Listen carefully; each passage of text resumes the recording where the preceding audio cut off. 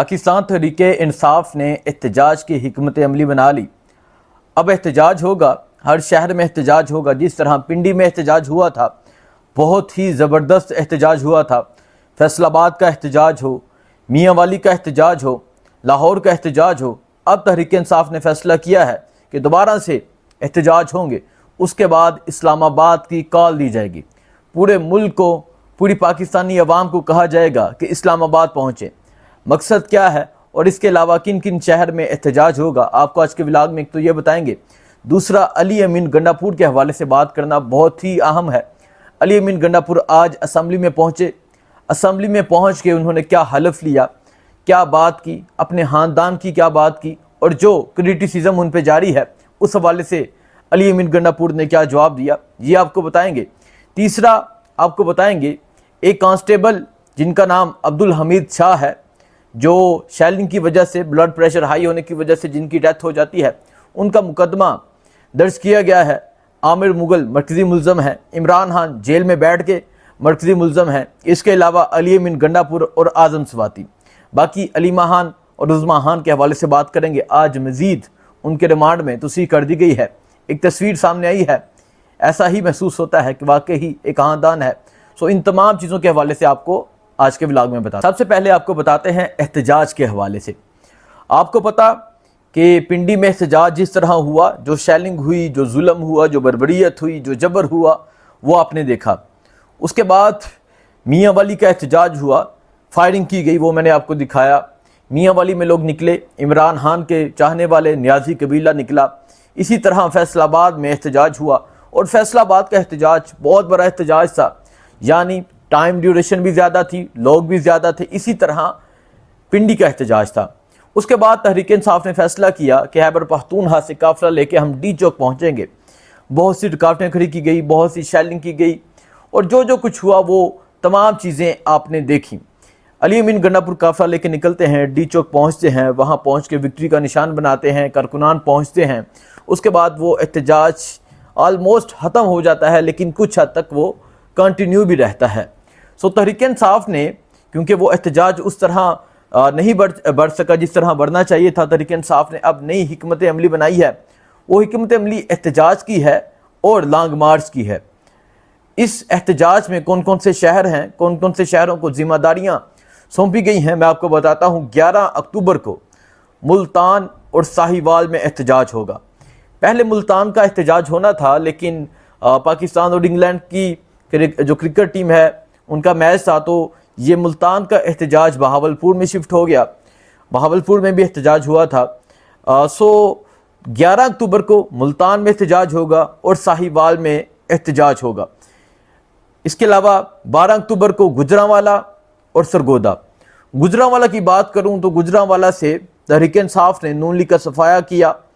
گجرانوالہ کی بات کروں تو جب عمران خان لانگ مارچ لے کر آ رہے تھے، تو جو سب سے بڑا اور سب سے عظیم استقبال ہوا تھا وہ گجرانوالہ کا ہوا تھا۔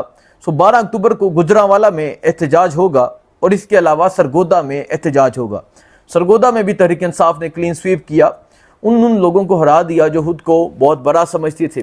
سرگودے کا احتجاج ہوگا، گجرانوالہ کا احتجاج ہوگا، اور دونوں احتجاج ایک ہی دن ہوں گے۔ 13 اکتوبر کو ڈیرہ غازی ہاں میں جنوبی پنجاب کا یہ احتجاج ہے، یہ احتجاج بھی زبردست ہوگا۔ 14 اکتوبر کو پھر دوبارہ سے لاہور اور فیصل آباد، کیونکہ لاہور اور فیصل آباد، گجرانوالہ، سرگودا، سیالکوٹ، یہ تمام شہر بہت ہی اہم اور ضروری شہر ہیں۔ 14 اکتوبر کو لاہور کا احتجاج ہوگا اور فیصل آباد کا احتجاج ہوگا۔ اس کے بعد جو سب سے زیادہ اہم اور بڑی چیز ہے، ساتھ یہ چیز ایڈ کی گئی ہے، ساتھ یہ فیصلہ کیا گیا ہے کہ اس کے بعد پورے ملک کو اسلام آباد پہنچنے کی کال دی جائے گی۔ کہا جائے گا کہ تمام قافلوں کا رخ، چاہے وہ کشمیر سے ہوں، گلگت بلتستان سے ہوں، خیبر پختونخوا سے ہوں، بلوچستان سے ہوں، پنجاب سے ہوں، تمام قافلوں کا رخ جو ہوگا وہ اسلام آباد ڈی چوک کی جانب ہوگا۔ اور اسی بات کو لے کے آج علی امین نے اسمبلی میں کنٹینیو کیا ہے۔ ایک اب وہ جو کہتے ہیں نا دمادم مسک لندر، یا تو دمادم مسک لندر ہوگا یا کچھ نہیں ہوگا، ایک چیز ضرور ہوگی۔ علی امین گنڈا پور آج اسمبلی میں پہنچے۔ علی امین گنڈا پور اسمبلی میں جب پہنچتے ہیں تو پہنچ کر ایک تو جو ان پہ کرٹیسزم جاری ہے تنقید جاری ہے اس حوالے سے بات کرتے ہیں۔ وہ کہتے ہیں کہ جو بھی عمران خان کے نظریے سے منافق ہے یا پیچھے ہٹتا ہے، اللہ اس کو اور اس کے خاندان کو غرق کرے۔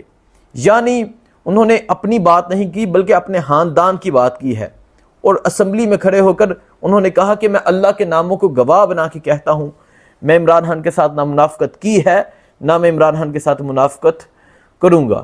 انہوں نے کہا کہ یہ مجھے ایسی یہ بڑی بے عزت کر کے گرفتاری کرنا چاہتے تھے، اس وجہ سے میں نے اپنی گرفتاری نہیں دی، میں ان کی گرفتاری سے بالکل نہیں ڈرتا، میں نے جس طرح خود کو محفوظ رکھا یہ میں جانتا ہوں، میرا اللہ جانتا ہے کس طرح 4 گھنٹے وہ چھت کے اوپر بیٹھے رہے، لیٹے رہے، اس کے بعد جو ہی موقع ملا وہ وہاں سے گئے، اور جس طرح وہ پہنچے پشاور میں وہ تمام چیزیں وہ پہلے بتا چکے ہیں، اور اس حوالے سے بہت سے ولاگ بھی آ چکے ہیں۔ سو علی امین گنڈا پور نے کہا کہ آئی جی اسلام آباد استعفیٰ دے، اگر وہ نہیں دیتا تو دوبارہ اسلام آباد پہ چڑھائی کروں گا اور کسی کا باپ بھی مجھے نہیں روک سکتا۔ اس کے علاوہ انہوں نے کہا کہ یہ کہتے تھے اٹک کا پل کراس نہیں کر سکتے، وہ کراس کر کے دکھایا، یہ کہتے تھے کٹی پہاڑی کراس نہیں کر سکتے، وہ دکھائی، سنگجانی دکھایا، ترنول دکھایا، F10 دکھایا۔ اس کے علاوہ وہ کہتے ہیں ڈی چوک بھی میں نے کراس کر لیا تھا۔ عمران خان نے پرامن رہنے کا کہا، اگر عمران خان کی طرف سے اشارہ ہوتا تو میں شہباز شریف کے بیڈ روم کے اندر بھی گھس جاتا۔ یہ علی امین گنڈا پور نے کہا ہے۔